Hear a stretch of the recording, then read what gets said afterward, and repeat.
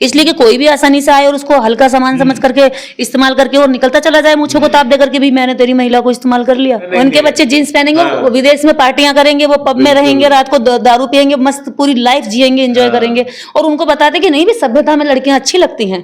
आप बताइए, आप कहीं परमाणु बम फेंके किसी शहर पर, क्या होगा? उसकी एक पीढ़ी नष्ट होगी, अगली पीढ़ी डेवलप होने लगेगी, उठने लगेगी, ग्रो करने लगेगी, हाथ पैर भी अगर टूट गया तो इलाज करा लेगी। लेकिन जिसका दिमाग ही तोड़ के रख दिया हो, जिसका मनोबल ही तोड़ दिया हो, जिसका हौसला ही तोड़ दिया हो, उसको आप कैसे, किससे, कौन सा इंजेक्शन लगाओगे कि वो उठ जाए? तुमने देश के अंदर आज तक एक भी आविष्कार नहीं किया, एक भी रिसर्च नहीं की देश के अंदर। तुमने अगर किसी चीज का आविष्कार किया तो वो नीचता का किया, ऊंचता का किया, जातिवाद का किया, इतने जहर का किया कि लोगों को बांट दिया। ब्राह्मण ने क्षत्रियो को अपने बगल में क्यों नहीं रखा? क्षत्रिय को अपने से ऊपर क्यों नहीं रखा? वैश्य को अपने से ऊपर क्यों नहीं रखा? शूद्र को अपने से ऊपर क्यों नहीं रखा? उसने खुद को अपने ऊपर क्यों रखा? उसको ये नहीं बताते कि तेरे ऊपर जो है वो तेरा शोषण कर रहा है। उसको ये बताते कि तेरे नीचे जो है तू उसका करना, उसको भी करो। तो कितना मतलब शैतानी दिमाग लगाया होगा, हम इंसानों को बांट दिया। नमस्कार, हमारे न्यूज रूम में आज एक खास मेहमान है। वो खास मेहमान ऐसी हैं कि हर बात पर खुल के बात करती हैं और ये बात का कभी नहीं सोचा जाता कि किसको क्या बुरा लगेगा। अगर सब बात सच्ची है तो वो कही जानी चाहिए, और असल में हमारे समाज को, हम सभी लोगों को ऐसे ही लोगों की जरूरत है जो अपनी बातों से, अपनी कथनी से, अपनी करनी से देश को और दुनिया को सच्चाई का आईना दिखा सके। बहुत बहुत स्वागत है निर्देश जी आपका नेशनल आज तक के न्यूज रूम में। थैंक यू, और सभी दर्शकों को भी धन्यवाद जी। निर्देश जी, देखिए, मैं आज जो हम कैमरा शुरू होने से पहले बात कर रहे थे कि जातियों की शुरुआत कहाँ से होती है और इस सिस्टम के होने ना होने से किसको फायदा है, किसको नुकसान है। तो ब्राह्मण ये कहते हैं कि हमने एक सिस्टम बना दिया, उस सिस्टम के हिसाब से चलिए, और आप अगर सिस्टम तोड़ेंगे तो जो है सब अस्त व्यस्त हो जाएगा, और हमारा सिस्टम जो बनाया है वो बहुत बढ़िया है। क्या सोचती हैं इसके बारे में? देखिए, अगर जातियों का सिस्टम बढ़िया होता तो 1947 से पहले देश के अंदर कुछ तरक्की हो चुकी होती। अगर भारत में अंग्रेज नहीं आते तो हमें जो ये इतने मजबूत भवन मिले, पुल मिले, सड़कें मिली, सारे राष्ट्र मार्ग मिले, जुडिशरी मिली, स्वास्थ्य का जो अच्छा सिस्टम था, हर जिले पर अस्पताल वो मिले, और इंग्लिश एजुकेशन मिली। और देश में सबसे बड़ी चीज कि देश के अंदर भूमि सुधार अधिनियम बना, कि जो केवल जमींदारों पर जो केवल जमींदारों पर सारी जितनी जिसने कब्जा कर रखी थी रईसदार थे पहले से, और बाकी जनता पर कुछ भी नहीं। वो उन्हीं के यहाँ पर उनके खेतों में काम करते थे और 2 मुट्ठी अनाज पकड़ते थे, सिर्फ 2 मुट्ठी अनाज पर फेंक के दे दो, बटोर लो और खा लो, वो भी नहीं देना। इस तरह से तो जातियां और वर्ग बनाकर इस देश के अंदर 3% लोग जिन्होंने अपने शैतानी दिमाग से एक ऐसा शातिराना काम किया जो इंसान को इंसान में भेद दिखाने लगा। किसी कंट्री में नहीं है कि जातियां इस तरह से हों कि घृणा करे कोई। देखिए, मैं हम सब सिस्टम नहीं है ना, इस तरह का कास्टिज्म सिस्टम कहीं नहीं है, और ये इतनी चालाकी से क्या है कि इसकी वजह से लोग अपने राइट्स के लिए जागरूक भी नहीं होते, इकट्ठे भी नहीं होते। क्योंकि जब वो किसी एक कास्ट पे होता है तो वो क्या वहां से हल्ला करेंगे कि इस कास्ट पर हुआ है, और दूसरा वाला कहता है यार मेरे पे थोड़ी हुआ है, अभी तो इस पे हुआ है। तो क्या एक इस तरह से कैटेगरी बना करके इतने खांचे बना दिए, मतलब बॉक्सेस बना दिए, और सब अपने अपने बॉक्स में पैक कर दिए कि यहाँ से बाहर नहीं जा सकते। और उन्होंने ये बता दिया कि जातियां आपके लिए जो बनी हुई है वो गर्व है, और आपके नीचे भी एक और है जिसको आप सता सकते हो, यानी कि एक सुकून दे दिया है कि भाई ऐसा नहीं है कि आप उससे नीचे हो, आपसे भी तो नीचे कोई है। यानी कि हर वर्ग को शोषक बनाने की तैयारी है कि हर किसी को शोषक बना दो, सवाल नहीं कर पाएंगे। बिल्कुल, उसको मतलब अगर वो उसको ये नहीं बताते कि तेरे ऊपर जो है वो तेरा शोषण कर रहा है, उसको ये बताते कि तेरे नीचे जो है तू उसका करना, उसको भी करो। तो कितना मतलब शैतानी दिमाग लगाया होगा, हम इंसानों को बांट दिया।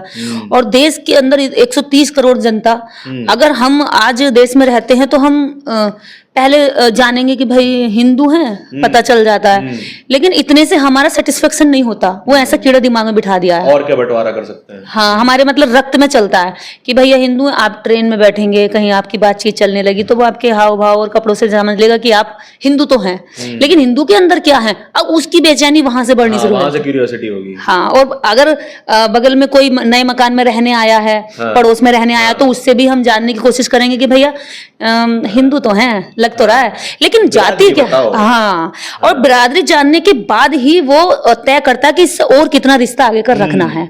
अपनी बेटी को, अगर उसके घर में जवान बेटा है तो अपनी बेटी को उसके लड़के से दूर रखना है। कहीं ऐसा ना हो कि भैया रिलेशन डेवलप हो जाए और कल को हमें जो है अपनी बेटी का यहाँ ऑनर किलिंग क्यों होती है, जाति की वजह से। और देश के अंदर साल भर में कितनी ऑनर किलिंग हो जाती है, हर महीने कोई ना कोई केस कहीं ना कहीं से आ जाता है। तो ये सिर्फ जाति का इतना खतरनाक वायरस डाल दिया है। और इस वायरस से सब पीड़ित हैं। और जो इस वायरस से ऊपर निकल गया वो इंसानियत की बात करेगा, वो समानता की बात करेगा, वो सबको न्याय देने की बात करेगा। तो हम बहुत सारे लोग ऐसे हैं जो आज ये फिर अगर हम फिर जातियों के बारे में बात करते हैं तो कहते हैं कि महिलाओं की कोई जाति नहीं होती है। बहुत मैं सुनने को मिलता है कि महिलाओं की कोई जाति नहीं है, कोई भी महिला कहीं भी किसी से शादी कर सकती है और जो है महिलाओं को पूरी तरीके से आजादी है। तो ये सिस्टम क्यों बनाया गया होगा कि सभी महिलाओं का शोषण कर सकें हर जाति के व्यक्ति? देखिए, जब देश में आर्य आए तो कहा जाता है कि वो महिलाएं नहीं लाए थे अपनी, तो उन्होंने क्या कहा, महिला की हम भी यूज करेंगे। उसके बाद मुगल आए, उन्होंने भी यूज किया।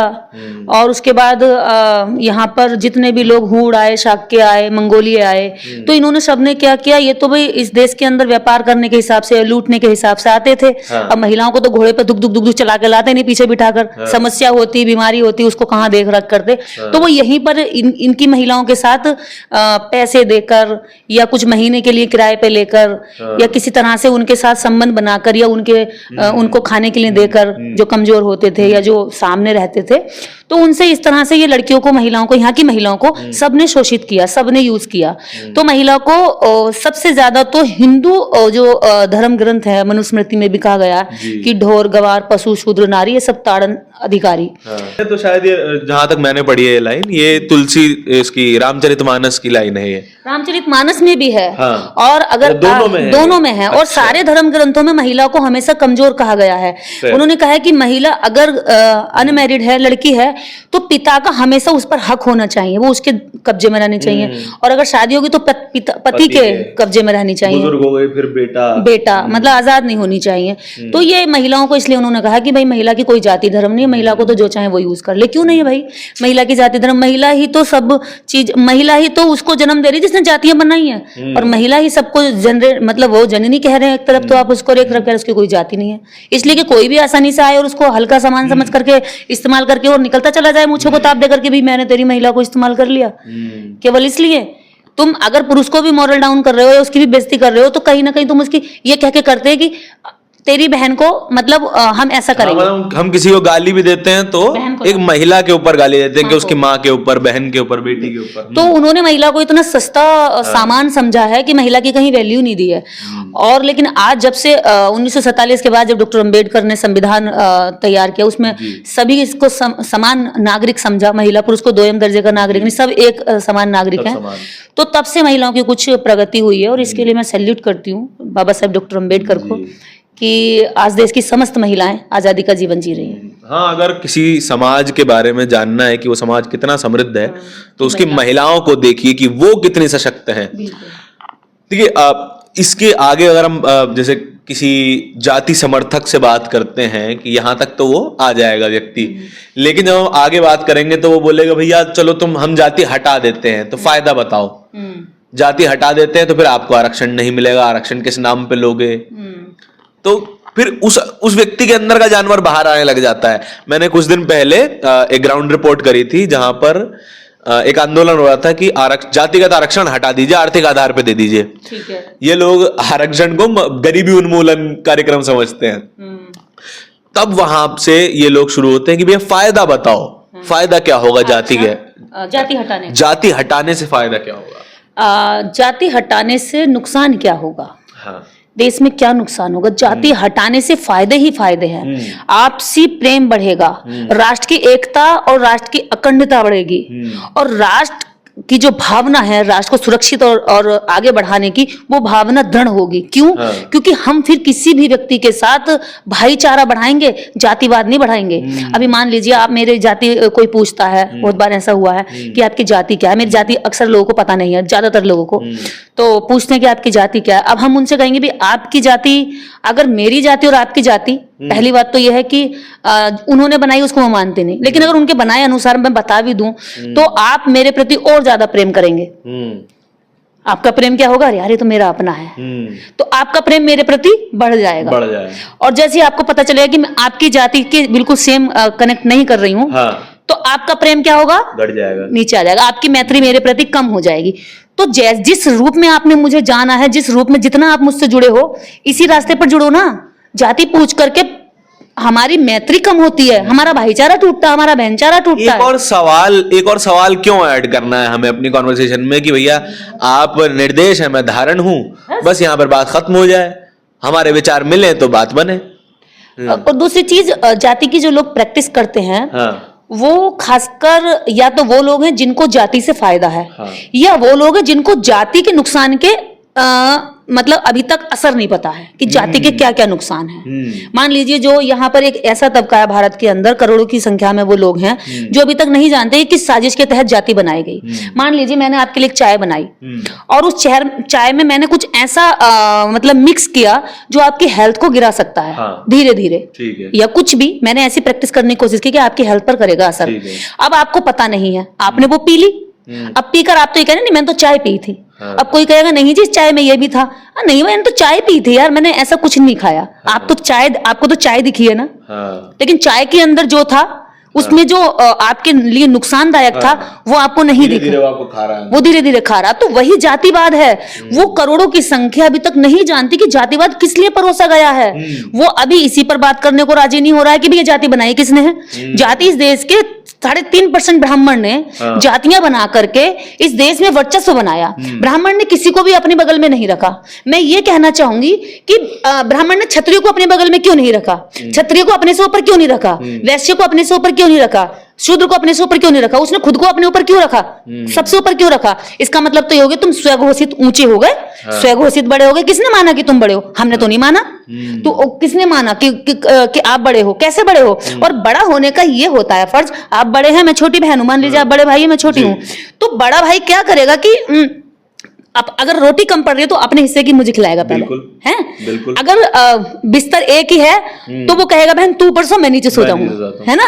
अगर मान लीजिए कहीं जाना है और किराए के लिए पैसे कम है तो आप कहेंगे ले तू किराए से वहां पहुंच, मैं आ रहा हूं पैदल पैदल। ऐसे कहता है ना बड़ा भाई। बड़ा भाई क्या करता है? सुरक्षा करता है, सपोर्ट करता है, समस्याओं को देखता है, जरूरतों को देखता है और उन पर उनके सोल्यूशन पर काम करता है। लेकिन तुम बड़े कैसे हुए? तुमने तो कुछ किया ही नहीं आज तक। तुमने स्वघोषित अपने आप को बड़ा बता दिया कि मैं उच्च हूं, मैं ब्राह्मण हूं, मैं सर्वोच्च हूं, मैं सबसे ऊंचा हूं। तो तुम ऊंचे होकर तुमने करा क्या? तुमने देश के अंदर आज तक एक भी आविष्कार नहीं किया, एक भी रिसर्च नहीं की देश के अंदर। तुमने अगर किसी चीज का आविष्कार किया तो वो नीचता का किया, ऊंचता का किया, जातिवाद का किया, इतने जहर का किया कि लोगों को बांट दिया। इससे ज्यादा खतरनाक सोच क्या हो सकती है? मैं तो कहती हूँ परमाणु बम बनाने वाले से भी ज्यादा खतरनाक ब्राह्मण ने देश में काम किया है। अच्छा जी। यस, परमाणु बम एक पीढ़ी को बर्बाद करता है, लेकिन ब्राह्मण की सोच ने आज तक पीढ़ियां बर्बाद की है पिछले 5000 सालों से। आप बताइए, आप कहीं परमाणु बम फेंके किसी शहर पर, क्या होगा? उसकी एक पीढ़ी नष्ट होगी, अगली पीढ़ी डेवलप होने लगेगी, उठने लगेगी, ग्रो करने लगेगी। हाथ पैर भी अगर टूट गया तो इलाज करा लेगी।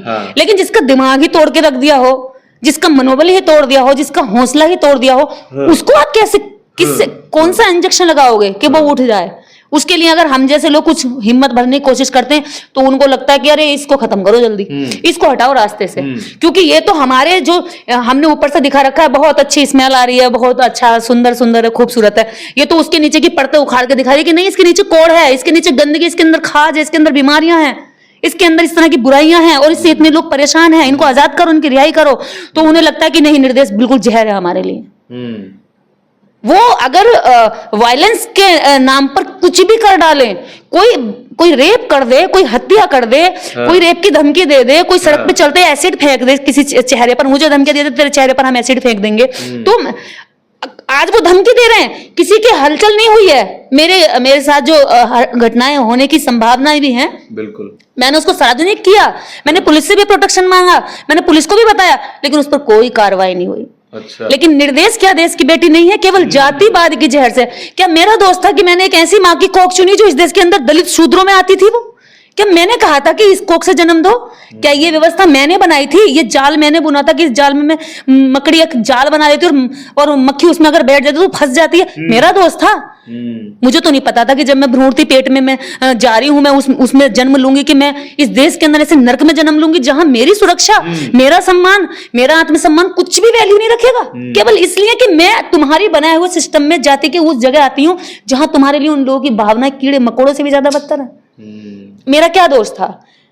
केवल ये दोष मेरा रहा कि मैं इस देश में, उन्होंने जिनको कहा कि तुम बोल नहीं सकते, तुम सम्मान नहीं ले सकते, तुम आवाज नहीं कर सकते, तुम सर नहीं उठा सकते, मैंने उसमें जन्म लेकर मैंने सर उठाने की कोशिश की, मैंने सवाल करने की कोशिश की, मैंने सच जानने की कोशिश की। सच जानना मेरा अपराध है क्या?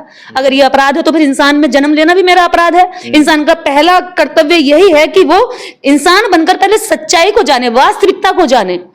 मैंने वास्तविकता को जानने के बाद मुझे लगा कि मुझे किसी धर्म की जरूरत नहीं है, मुझे जाति की जरूरत नहीं है, मुझे नफरत की जरूरत नहीं है, मुझे किसी से घृणा की जरूरत ही नहीं है। मेरे लिए हर व्यक्ति एक इंसान है और मेरे अंदर सबके लिए करुणा, मैत्री, प्रेम इतना ही है जितना मेरे खुद सगे भाई के लिए है। जो सारी बातें आप बता रही हैं कि कोई एक समय होगा, कोई एक घटना होगी जिससे आपको ये बातें समझ में आई, तो ये सारी बातें इस हिंदुस्तान का सबसे बड़ा समाज, SC ST OBC समाज समझेगा कैसे?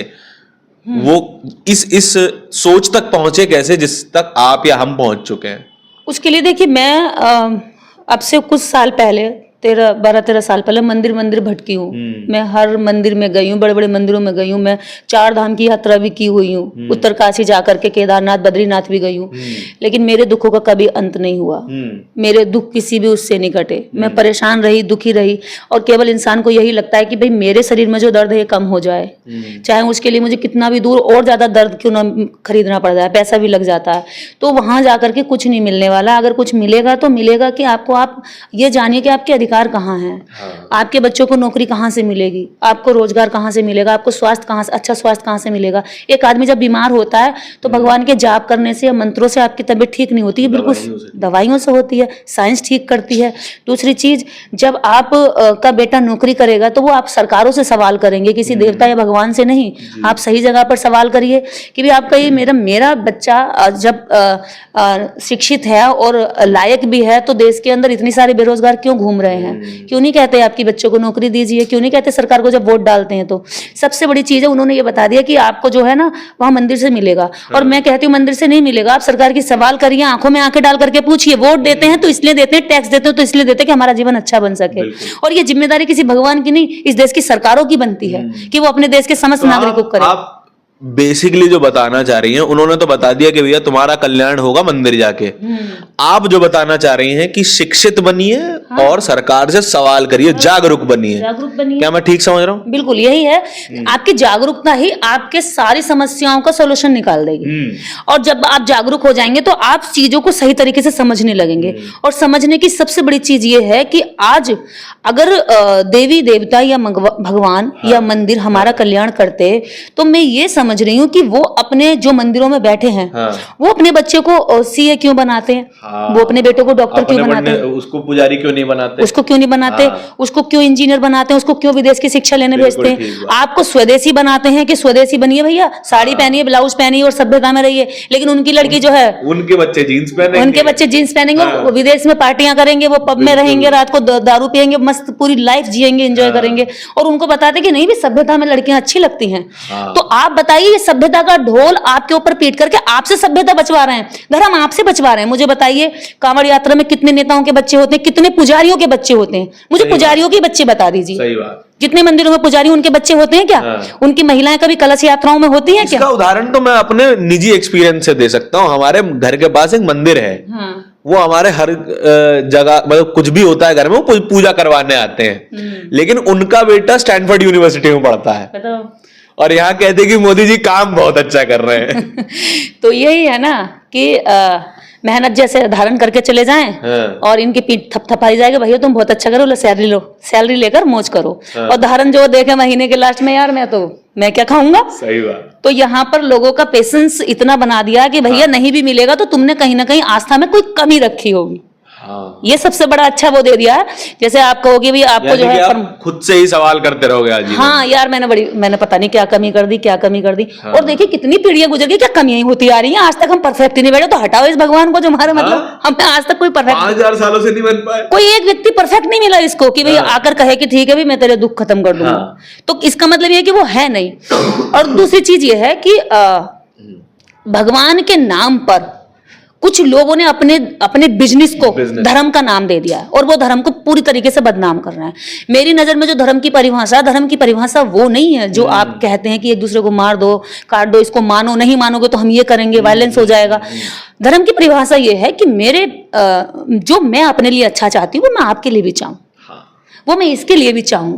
अगर आपके कहीं दर्द है, अगर मेरे पास दवाई है तो मैं उसमें इलाज ढूंढूं, मैं आपको दवाई दूं, आपको राहत दूं। मेरा धर्म यही है कि मैं आपको इंसान को कम से कम इंसान समझ लिया जाए। इंसान तो समझ लिया। हाँ चलिए, ये बातचीत जो है एक बात पे आके खत्म हो जाती है। कविता है, कविता की 4 लाइनें हैं कि मेरी माँ ने जने सब अछूत ही अछूत, तुम्हारी माँ ने सब बामन, जबकि जनने की प्रक्रिया एक है।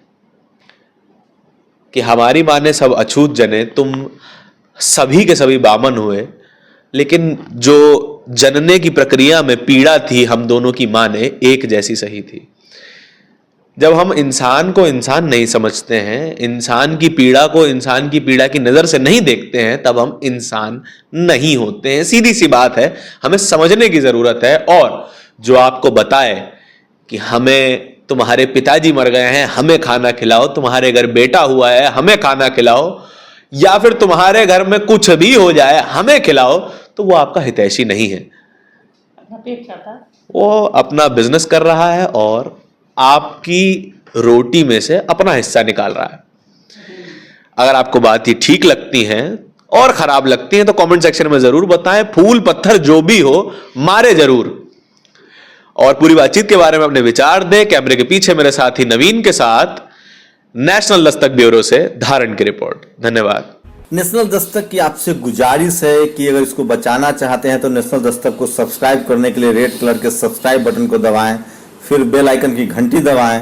नेशनल दस्तक को बचाने के लिए बहुत जरूरी है कि हर खबर को शेयर करें, लाइक करें, कमेंट जरूर करें।